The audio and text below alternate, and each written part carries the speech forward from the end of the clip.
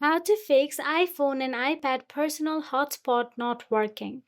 If your iPhone or iPad personal hotspot is not working, then follow these troubleshooting steps to fix this issue. Open the Settings app.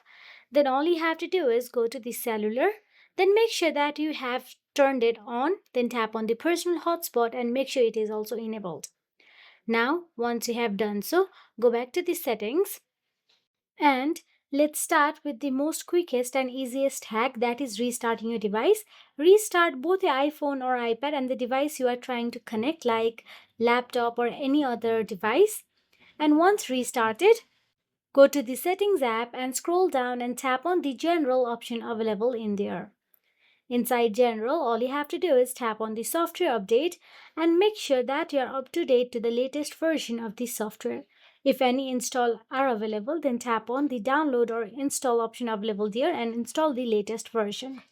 After that, go back to the Settings General again, scroll down till the bottom and tap on the Transfer or Reset iPhone. Then tap on the Reset option available in there. Then tap on the Reset Network Settings. And that is it. If you found this video helpful, please like, share and subscribe, and thank you so much for watching.